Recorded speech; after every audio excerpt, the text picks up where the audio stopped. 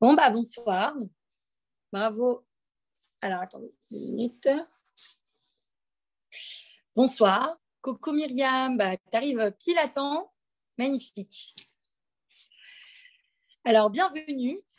On continue dans notre série de cours, même si le Aubert, c'est fini, qu'on a reçu la Torah. C'est toujours une piqûre de rappel. Coucou Magali. C'est toujours une piqûre de rappel sur comment améliorer son comportement au quotidien. C'est quelque chose que l'on aura besoin et ce sont des outils surtout précieux pour pouvoir avancer, progresser et s'améliorer surtout comme une sorte de développement personnel avec les outils et les points de vue de la Torah. Donc là, cette semaine, le thème, c'est comment prendre des décisions de la meilleure façon possible. Un guide, on va voir ce soir le guide pour savoir prendre des décisions. Alors, une petite histoire, anecdote pour introduire. Il y a Dani et Tsona, un jeune couple qui va se marier, de jeunes fiancés. Ils sortent ensemble en chidour lors des rencontres et Dani veut savoir... moi, je veux savoir qui c'est qui va prendre les initiatives, qui c'est qui va prendre les décisions à la maison. Et Tsona, elle le rassure, elle lui dit, écoute, toi, tu prendras tout ce qui s'agit des grandes décisions et moi, je m'occuperai des petites décisions. Il dit, bon, ça me va, très bien. Après le mariage, c'est complètement l'inverse, même que Tsona, la femme, c'est elle qui prend toutes les décisions, même les plus petites. Non, désolée. Voilà, même les plus petites, comme mettre du sucre dans son café, l'éducation des enfants, acheter un nouvel appart. C'est à chaque fois, c'est elle qui prend les décisions. Et il commence à en avoir marre. Il voit qu'au bout d'un moment, voilà, c'est pas ce qui était convenu, ce qu'ils avaient convenu. Il lui dit, écoute, tu m'as rusé. Tu m'as rusé, c'est pas ce qui était convenu au début. Moi, je devais prendre les grandes décisions et toi, tu devais t'occuper des petites. Il dit, mais c'est exactement ce que je fais. C'est exactement ce qu'on fait. Moi, regarde, je m'occupe des petites décisions. Coucou Virginie. Moi, je m'occupe des petites décisions, tout ce qui concerne la maison. Et toi, tu prends les grandes décisions, comme est-ce qu'il faut lancer la bombe nucléaire? Est-ce qu'il faut investir dans le taux de bourse en banque? Est-ce qu'il faut prendre telle ou telle décision pour la couche d'ozone? Alors, et moi, je suis vraiment sur les petites décisions, comme la maison, acheter une voiture. Donc, tout est relatif dans la prise de décision. Il n'y a pas de petites, de grandes. Elles seront toutes importantes à un moment donné. Il faut savoir qu'à un moment donné de notre vie, on fait des choix et au fond, c'est le meilleur choix possible qu'on aurait pu faire à ce moment-là. C'est-à-dire qu'en y réfléchissant, on peut se poser la question et se dire « Ah, mais moi, je suis trop bête, je n'ai pas pris la bonne décision, pourquoi est-ce que j'ai fait comme ça? Pourquoi est-ce que j'ai… Et on revient en arrière. Mais il faut savoir qu'en vrai, on a fait les bonnes décisions. Mais maintenant, concrètement, lorsqu'on est face à des décisions, comment être sûr déjà que la façon dont on va les prendre, elles seront de la meilleure façon possible. On reçoit dans la vie, dans le quotidien de la vie, on prend tellement de décisions que ce sont des choses qui vont influencer sur le reste de notre vie et qui vont avoir un impact, des conséquences. Alors, on aimerait avoir le plus de conseils possible. Et c'est ce qu'on va voir justement au travers de ce cours tiré, encore une fois, des enseignements de Pirkei Avot, que lorsqu'on se retrouve au pied, on va dire, d'un mur ou de plusieurs voies d'indication, lequel chemin prendre et surtout comment faire, parce qu'on voit parfois même des gens très intelligents qui prennent des décisions un peu bêtes et trop rapidement et qui ne sont pas les bonnes. Donc, comment faire? C'est quoi le guide pour avoir les décisions justes? Je ne peux pas dire meilleures, parce qu'au final, ça sera toujours meilleur de notre point de vue, mais la décision la plus juste possible à ce moment-là. Dans le Pérec Dalet, dans le chapitre 4 de Pirkei Avot, des Maximes de nos pères, on va nous donner un précieux conseil on va nous donner des précieux conseils de manière générale concernant les décisions, et ensuite des outils concrets techniques, et pour finir, un conseil en or qui va vous donner tous les moyens pour prendre vos décisions de la meilleure façon possible. Rabbi Ishmael, un rave, un sage de la Mishnah, il parle sur un juge, il donne l'exemple d'un juge qui prend des décisions de manière trop rapide. Et il le qualifie de stupide, de mal élevé. Et il commence à donner, et c'est là où il donne des conseils pour juger. Donc il s'adresse à un juge d'instruction, un juge de Beit Din. Et il dit que même le meilleur des juges, le plus certifié dans son domaine, ne peut prendre de décision seul. Il ne peut pas prendre de décision toute seule. Et même du point de vue de la Chassidou, du point de vue de la Torah, il ne peut pas prendre. Pourquoi ? Parce qu'il dit une phrase très juste. Chez Ein Din Yechidi Ela Echad. Rak Akadash Baruch Hu Posektin. Il n'y a qu'une seule personne, enfin, une seule entité dans ce monde qui peut être le juge suprême. C'est Dieu. Seul Dieu n'a besoin de personne d'autre pour juger telle ou telle situation. Mais nous, un juge, en tant que juge, il ne peut pas prendre de décision seul. D'ailleurs, on pouvait voir, même dans un tribunal, dans la cour, dans le laïc, il ne va pas prendre, il va déterminer, mais il va d'abord se concerter avec un ensemble de juristes. Il ne prendra pas de décision tout seul. Ça, c'est le conseil que nous donne la Mishnah. Mais on veut expliquer un peu plus profondément et comprendre. Pourquoi ? Pourquoi est-ce qu'on ne peut pas prendre de décision tout seul ? Pourquoi est-ce qu'un juge ne peut pas prendre de décision tout seul ? Parce que tout simplement, il a sa propre vision des choses, il a sa propre façon de voir les choses, il n'a qu'une pièce en vrai du puzzle, il n'a qu'une façon de voir une seule perspective de son point de vue. Et que lorsqu'une autre personne donnera son avis, l'autre personne, elle aura un point de vue différent et surtout un angle différent. Déjà, ça fera la différence. Il l'accompagnera dans son jugement. Le fait de faire attention et de regarder un petit peu tous les côtés, selon toutes les facettes, pour juger une situation, si on est plusieurs, s'il y a d'autres personnes qui vont donner leur point de vue, alors on pourra avoir déjà un jugement plus ou moins correct. Parce que seul, ce n'est pas possible. On dit qu'il n'y a que Dieu qui peut donner un jugement simple et impartial, sans prendre les si et dans de telles conditions. Dieu, il ne voit pas, il n'a pas besoin de toutes ces conditions, il n'a pas besoin de toutes ces si. Il voit les choses de façon directe et impartiale. C'est un jugement le plus net possible, le plus simple possible, sans présupposition. Et il y a le Rav Matatia, il continue d'expliquer dans les maximes de nos pères, que tous ceux qui se trouvent présents lors d'une situation de jugement, ils ne peuvent pas avoir la stricte vérité et réalité. Ils n'ont pas la réalité de leurs propres yeux. C'est-à-dire que leurs propres yeux, ils voient juste un aspect, une façon, une réalité. Alors que si parfois on demande conseil et de l'analyse à une autre personne, eh bien, forcément, on va dire, tiens, c'est intéressant, je n'avais pas vu les choses de cette façon. Et donc, ça nous permet d'avoir déjà quelque chose de plus juste. Alors, mesdames, si la chose, elle est valable pour un juge, comme son nom l'indique, un juge dans une cour, là, on s'adresse à un dayan, un juge. Quelqu'un, c'est son métier. Alors, à plus forte raison pour nous, à notre niveau, à notre niche, à notre échelle, concernant la prise de décisions dans notre vie. Des décisions très importantes, des décisions qui auront un impact et influenceront notre quotidien et la suite des événements. Et c'est là que donc Rabbi Ishmael nous donne son précieux conseil. Ne sois pas le seul conseiller dans ta vie.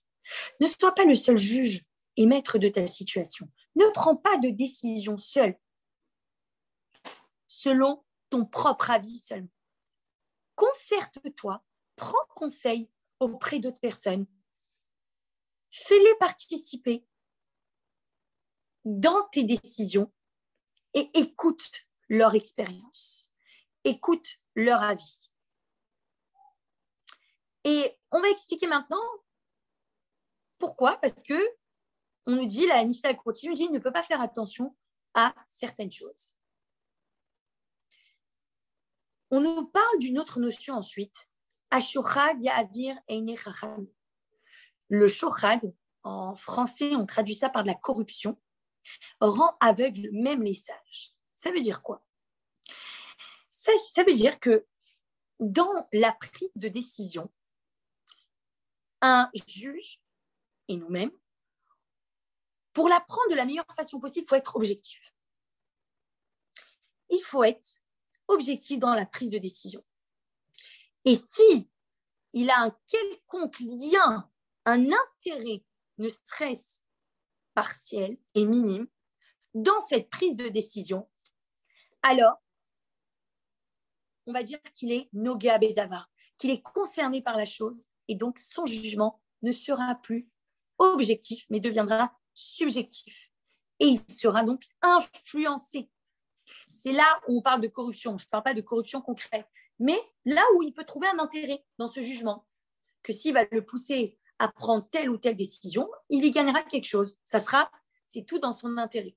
Donc, dans ce cas, il n'est pas apte à juger de lui-même et il devra se concerter avec une autre personne, une tierce personne qui donnera son avis.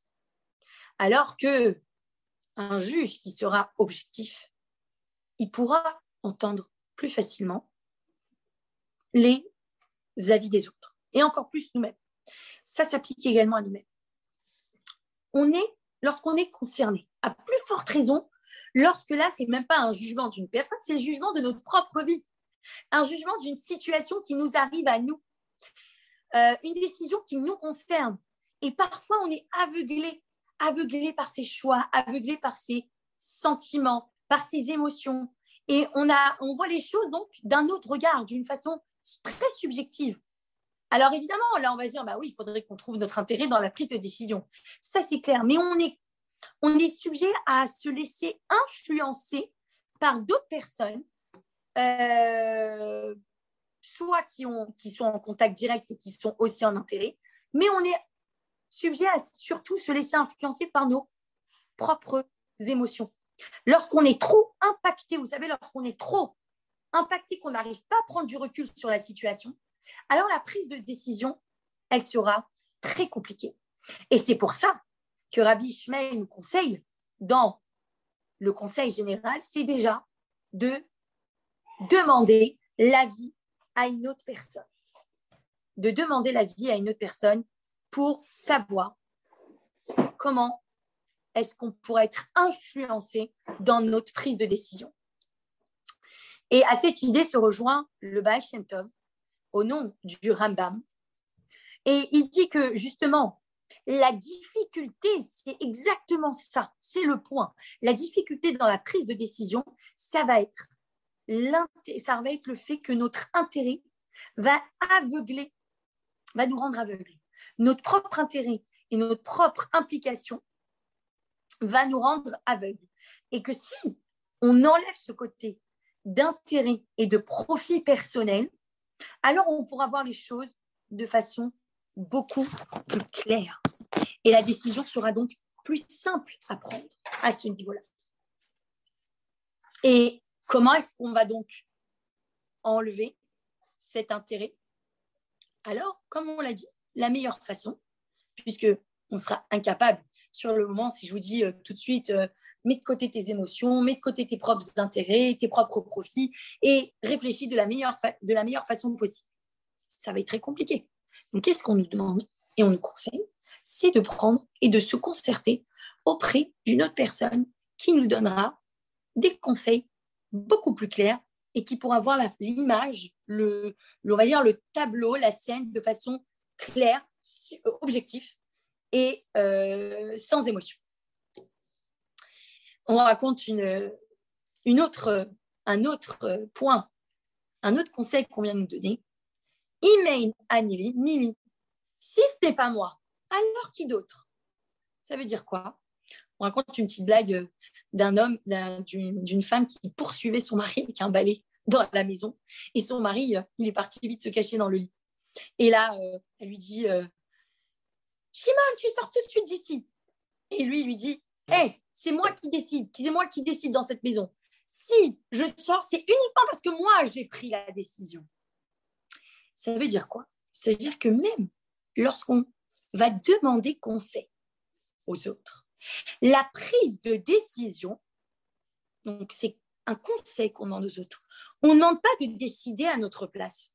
On demande des conseils dans la prise de décision. Mais la prise de décision, elle revient à qui? Elle revient uniquement à moi-même.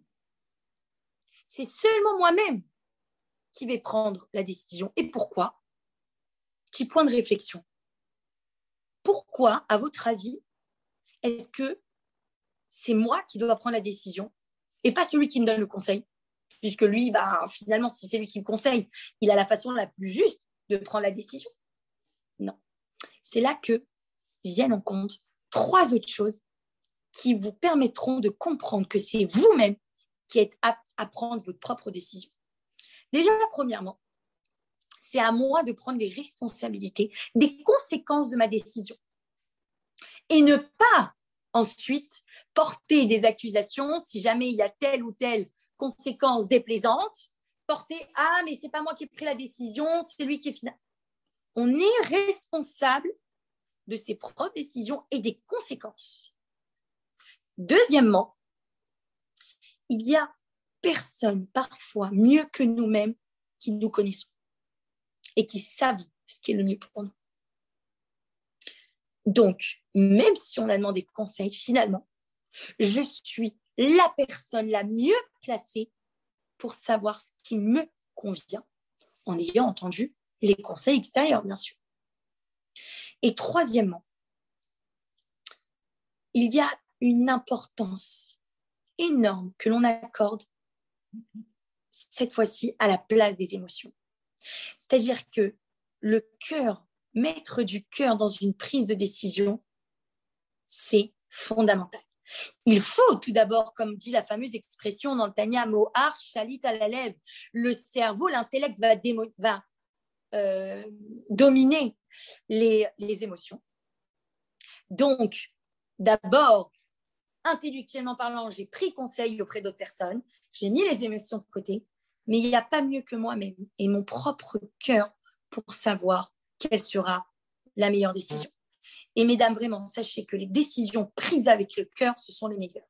Attention, que le cœur ne nous aveugle pas la raison, mais une fois que la raison a été établie, prendre la décision avec son cœur. On est donc les meilleures personnes pour prendre les décisions. On doit donc demander conseil à autrui et ensuite prendre les décisions. Et maintenant, on va passer aux outils. Donc ça, c'était les conseils d'ordre général pour, de façon, dans l'introduction au guide de prise de décision. Maintenant, le premier outil que la Mishnah va nous donner, c'est ce qu'on appelle Ben Chamishim Laetza.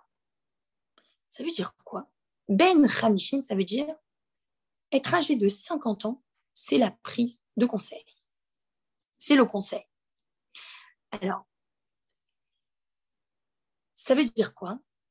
Puisqu'on nous donne le conseil de prendre des décisions soi-même, mais d'être conseillé par autrui, alors la question se pose, à qui se référer?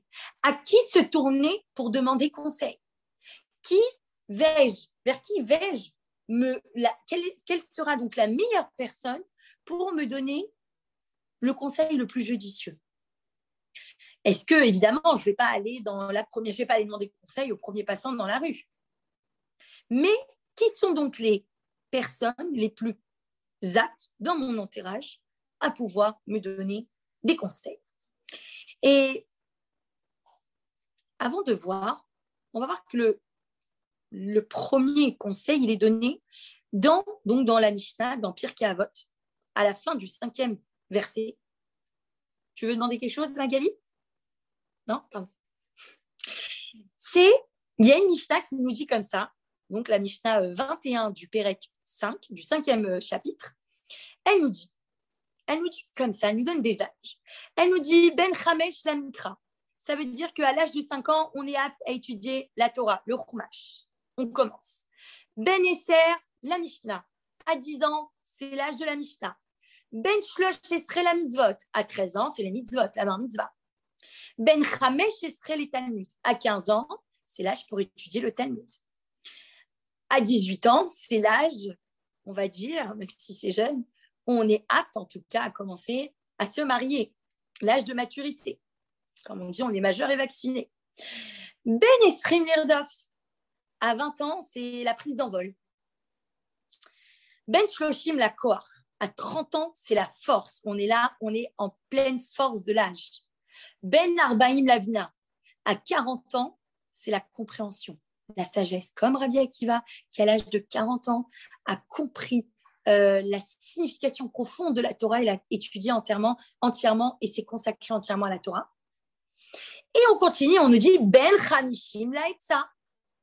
Et à 50 ans, pour donner conseil. Et on continue, Ben Shishim la Skena. À 60 ans, c'est la vieillesse. Ben Shivim la Seva. À 70 ans, on avance encore plus. C'est la vieillesse avancée. Ben Shmonim la Gvura. 80 ans, c'est lorsqu'on est un peu trop rigoureux sur nos principes. Et à 90 ans, c'est la parole. C'est l'âge pour... hop.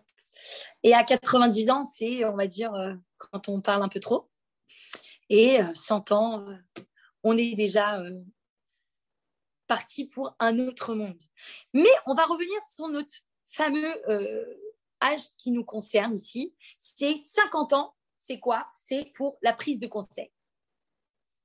Et il y a le Rav Menachem Haïri, il explique, un des grands sages, il explique dans son livre, et il dit que pour donner un conseil, il faut de l'expérience.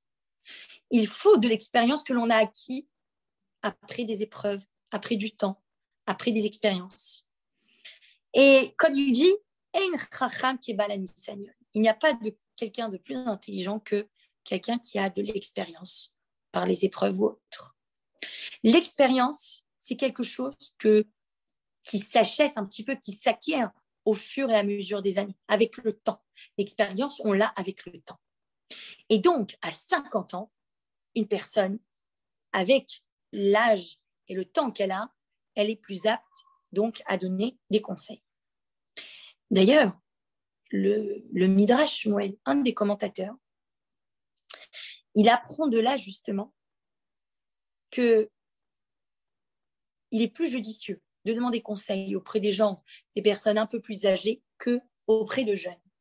Et il dit qu'on l'apprend de quoi exactement? D'un passage qui s'est passé dans la Torah avec l'erreur du roi Rehovam, le fils de Shlomo Amelech, le fils de Salomon.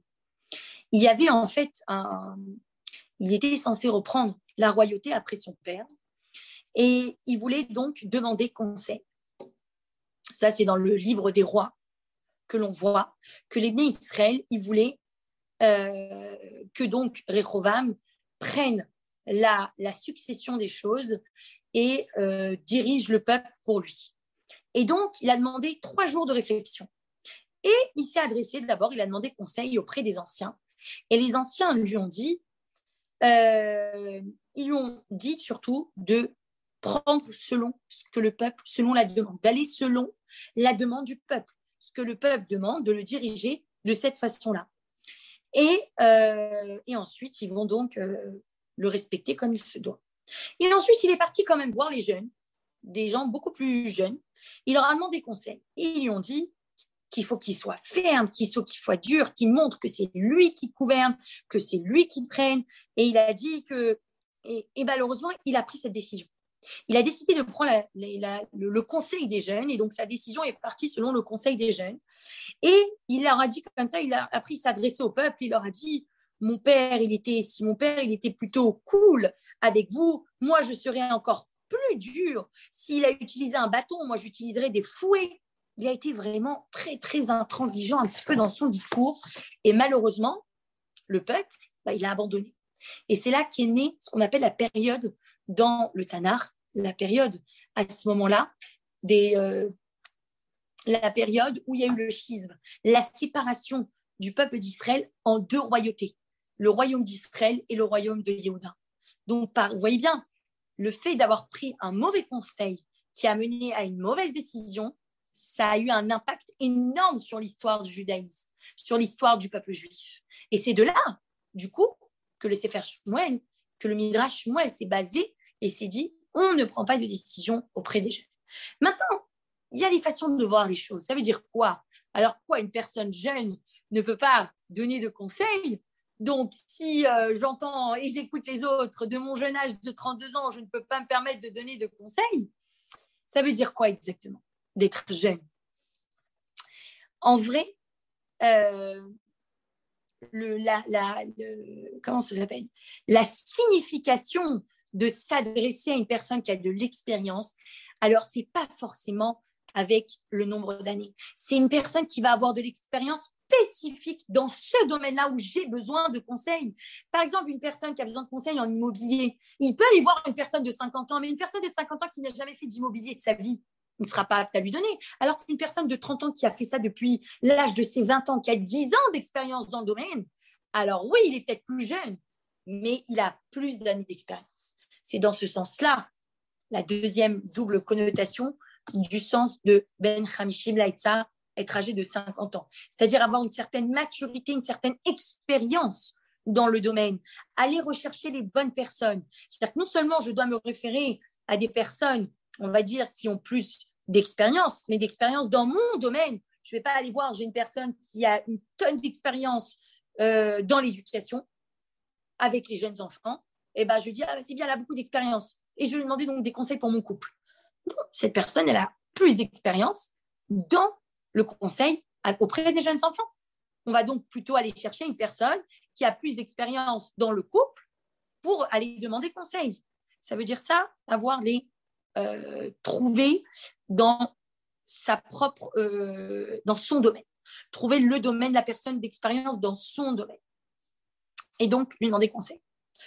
Deuxième outil que la Mishnah va nous donner, c'est devant un aveugle, tu ne mettras pas d'obstacle. Ça veut dire quoi? Ça veut dire qu'il ne faut pas demander conseil auprès de personnes qui ont un intérêt particulier. Je vous donne un exemple simple. Une personne, ok, donc je suis les conseils de la Mishnah, j'ai besoin d'un conseil dans l'achat d'une maison.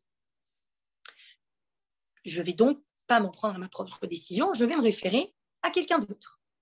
Ensuite, je vais prendre quelqu'un de compétent, quelqu'un qui a de l'expérience dans l'immobilier, dans la vente et l'achat des biens immobiliers. Mais même si je trouve une personne qui a de l'expérience dans ce domaine, il faut que la personne ne soit pas intéressée par mon choix. C'est-à-dire, imaginez, je vais aller voir une personne qui a tout intérêt à me vendre justement ce bien-là, qui on va dire qui est impliqué dans la vente, et bien forcément, son choix va être altéré par son intérêt. Elle va donc plus me pousser, elle ne va pas voir ce qui est bien concrètement pour moi, elle va me dire, oui, prends cette maison, tu vas voir, c'est bien pour toi. Oui, en vrai, c'est bien pour lui, parce que lui, il va avoir une commission si j'achète cette maison. Mais en vrai, cette maison, elle ne me convient pas. Ce n'est pas le bon nombre de mètres carrés. Ça ne convient pas à la fonction de ce que j'ai exactement, ce que je recherche dans la fonctionnalité d'un appartement. Donc, prendre une personne qui est complètement désintéressée de la chose et qui ne prend pas part, qui n'est pas affectée par le sujet, qui n'a pas d'intérêt dans ce sujet-là. Et on nous donne donc, la Mishnah va nous donner deux côtés. À qui se référer et à qui ne pas se référer. Premièrement, donc, ne pas prendre conseil auprès de personnes qui est entièrement impliquée. Il faut prendre, comme on dit, on ne demande pas, on ne s'adresse pas à un chat au sujet du lait. Il a trop d'intérêt là-dessus. On ne demande pas à un conseil à une personne qui est trop impliquée par le sujet et parce que la personne ne verra pas l'importance pour notre prise de décision à nous, elle verra l'importance pour sa prise de décision à elle concernant mon choix. Et donc, il faut également se référer à quelqu'un qui nous aime, quelqu'un qui veut notre bien, quelqu'un qui cherche, qui est le mieux placé, une personne que l'on sait qui ne va pas avoir son intérêt, mais une personne qui s'inquiète pour nous et qui veut notre propre bien. Donc ça, c'est ce que la Mishnah va nous dire. Ne t'adresse pas, ne demande pas conseil à une personne qui est impliquée, qui est intéressée, qui a un intérêt premier dans le choix, dans ta prise de décision, mais va plutôt prendre quelqu'un qui s'intéresse à toi pour toi, qui veut ton propre bien, qui cherche ton bonheur, qui cherche ta stabilité, qui cherche ton harmonie et qui cherche à ce que tu sois au top dans ta décision. Une personne qui va vouloir t'envier, alors par jalousie, elle va mal te diriger. Faire très attention de prendre une personne qui nous apprécie et qui veut notre bien. Et troisième conseil que la Mishnah va nous donner, prendre minimum 2 conseillers. C'est-à-dire qu'il ne suffit pas seulement de voir une personne, d'aller prendre conseil auprès d'une personne, mais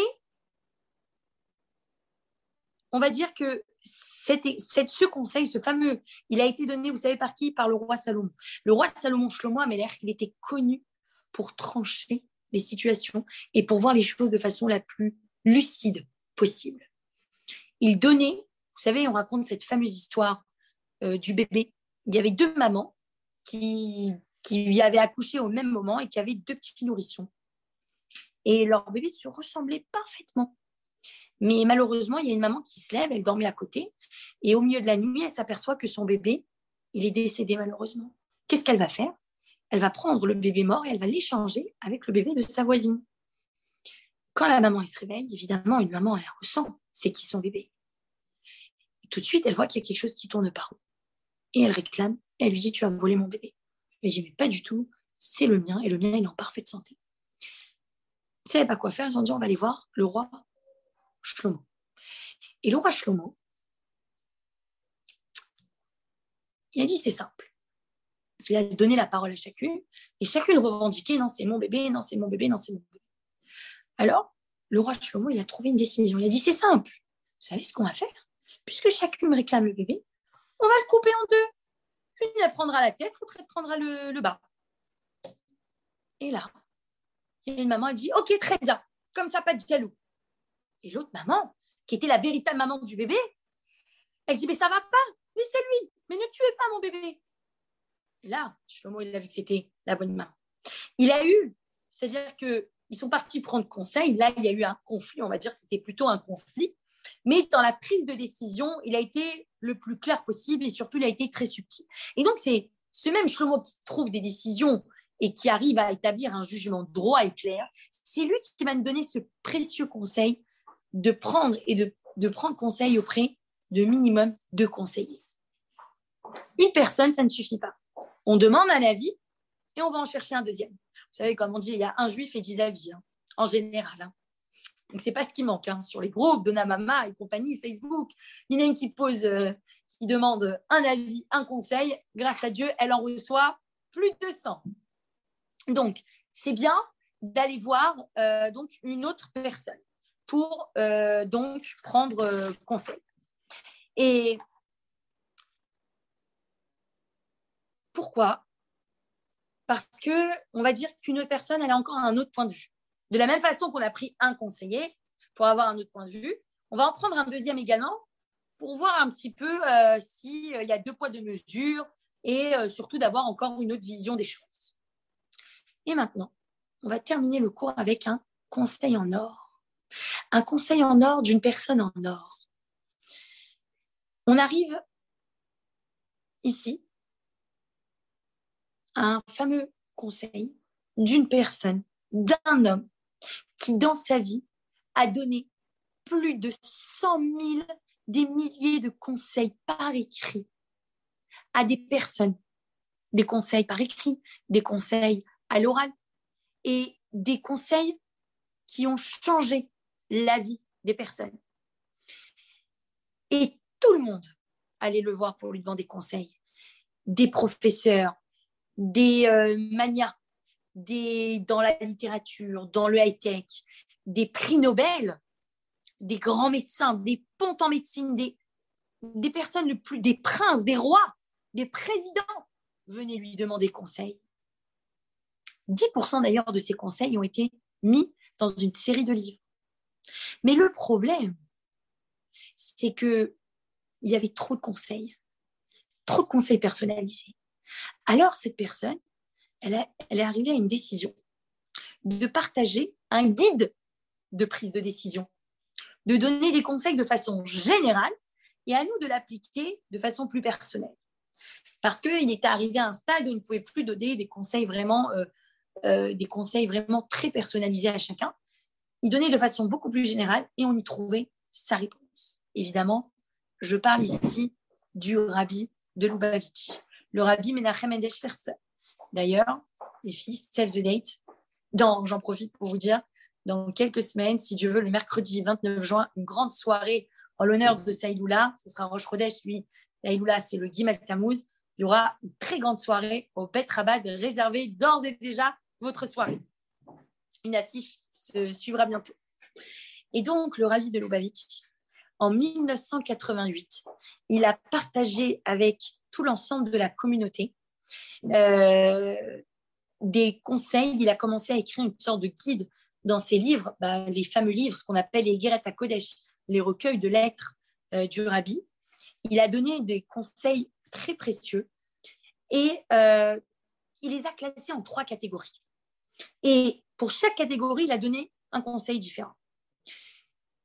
C'est dans ce fameux discours en 1988, il a mis 3 catégories. Il a dit tout ce qui va concerner la parnassa, l'aspect financier, l'aspect matériel, l'organisation.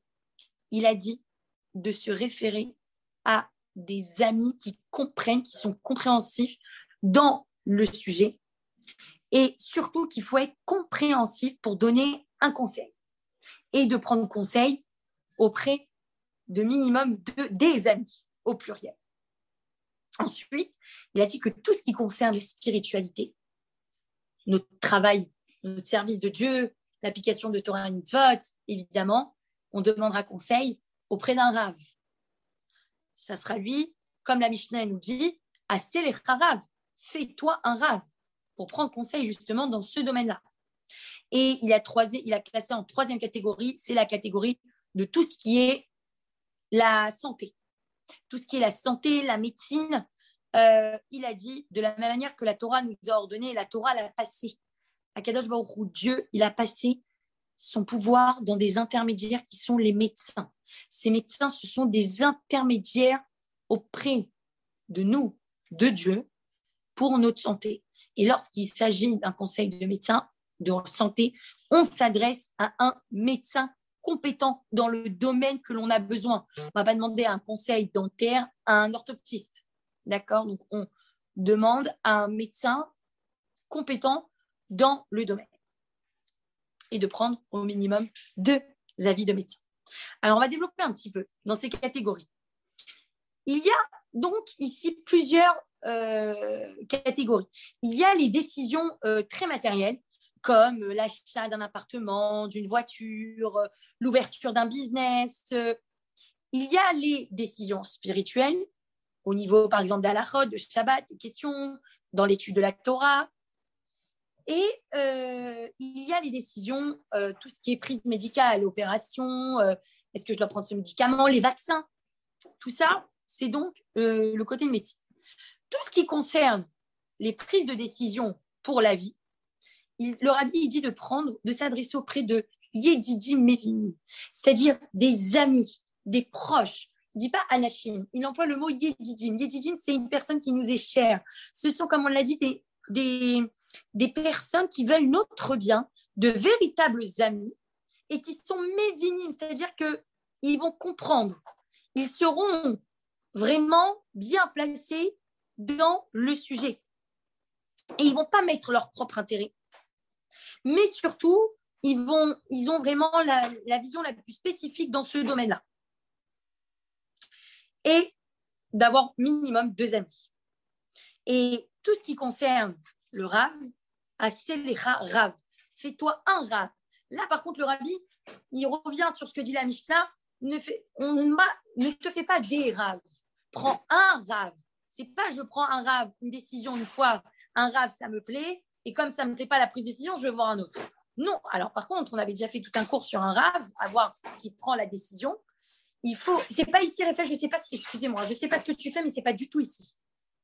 C'est dans la cuisine. S'il te plaît, tu es en train de me casser pas mal de choses. Demande-moi conseil la prochaine fois.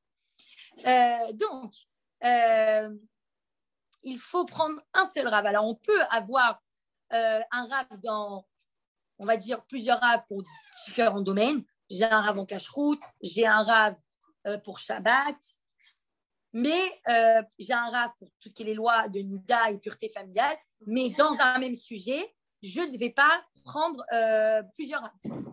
Non, on ne regarde pas là son intérêt, justement. Et tout ce qui concerne ensuite les décisions de médecins et de prise pour la santé médicale, les vaccins, alors là, on dit de prendre des médecins compétents dans leur domaine, d'aller voir au minimum 2 médecins. Et si on n'est pas satisfait, on rajoute un 3e médecin. Et le Rabbi donne un autre conseil, prendre des médecins amis, de préférence, des amis à nous qui sont médecins. Et je vous promets vraiment que ça sauve dans le sujet, de se concerter et de prendre d'abord, avant d'aller voir des médecins inconnus, prenez des médecins autour de vous, évidemment, qui sont compétents dans le sujet que vous avez besoin, dans la prise de décision, dans le domaine où vous avez besoin. C'est très important. Et d'aller voir plusieurs avis. Vous savez combien on entend d'histoires des mamans qui ont fait des échographies et le médecin il leur a dit mais non, il faudra l'enlever, que Dieu nous en préserve, il y a tel ou tel problème. Et bien la personne, sous les conseils du Rabbi, elle a été voir un autre médecin, même un 3e médecin, elle s'est référée à un médecin ami, et ben les avis étaient différents et donc au final tout était en bonne santé et il n'y avait rien à faire. Donc vraiment dans le domaine médical, de prendre conseil auprès de médecins amis, et même si on n'a pas de médecin ami dans le sujet, de prendre l'avis de plusieurs médecins dans ce domaine. Et donc, je vais terminer avec une petite histoire. Il y avait un grand homme d'affaires qui s'appelait David Mintz. Vous savez, il a compagnie les fameuses glaces, les tafoutis. En Amérique, c'était au New Jersey. Vous savez, les glaces sandwich, là, avec la glace et le biscuit qui l'entoure. Bon, bref. Il a un jour demandé un conseil auprès du Rabbi. Est-ce qu'il fallait avoir plusieurs conseillers dans la société? Et le Rabbi lui a répondu, pour donner des conseils, autant qu'il en faut, mais pour prendre des décisions, le moins possible. C'est-à-dire que dans la prise de décision, je vais aller demander conseil auprès de plusieurs personnes, des personnes qui n'ont pas un intérêt dans l'affaire, des personnes qui m'aiment, des personnes qui veulent mon bien-être, des personnes compétentes dans le domaine. Mais quant à la prise de décision, ça sera moi seule qui vais prendre les décisions. Voilà, mesdames, pour ce soir. J'espère que cela vous a plu. Si vous avez des questions, avec grand plaisir, j'y réponds concernant la prise de décision.